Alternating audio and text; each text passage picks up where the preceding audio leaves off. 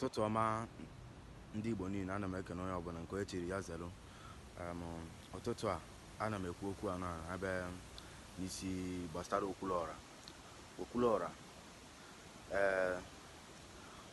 Ọ dịgo ka ọ ga-adị and ifugokwanụ ka o si wee dị n'Enugu steeti. Ana m asị na Chukwunna ga-agọzi gị n'ebe ọ bara Okwuluora, maka na onye ọnụrụbe nwanne gbara ọsọ ebro nwanne, mana ọnụrụbe nwanne gbakwute nwanne, ị na-aghọta, wee soro nwanne zọba isi nwanne ya. Onye abụọ ya na-akpọ ezi nwanne, bụrụ ezi enyi. Ana m enye gị okpukpe ekene na n'ịhụnanya n'ebe ị nwere, n'ebe mmadụ ibe gị nọ.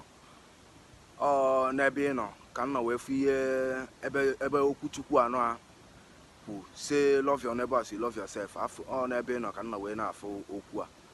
Okwuluora, ana m asị ka ekene dịkwarụ gị.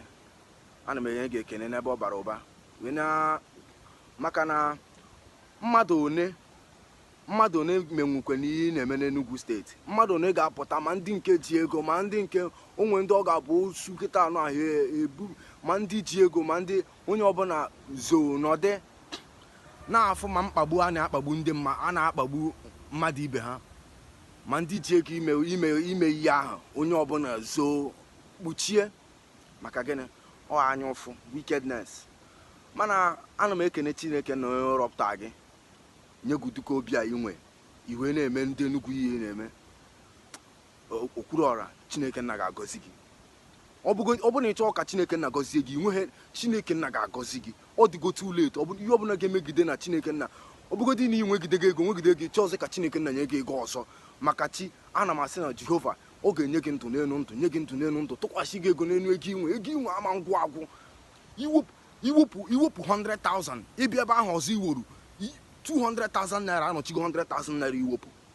Okwuluora, ana m asị na ihe na-amụ gị ego, ama m kata kwụsị ịmụ gị ego. Ihe na-amụ gị ego kama ọ ga-akwụsị ịmụrụ gị ego, kama ọ bụ na ọnwa 1 million ka ọ na-amụvu, ọ ga-ebido ịmụ gị 3 million naira. Okwuluora, asị m na Chineke nna ga-agọzikatakwa gị, ọgọzikatakwa gị. Ị ga na-agba ọsọ na ngọzi Chineke nna ga-agọzi gị, ọgọzikatakwa gị.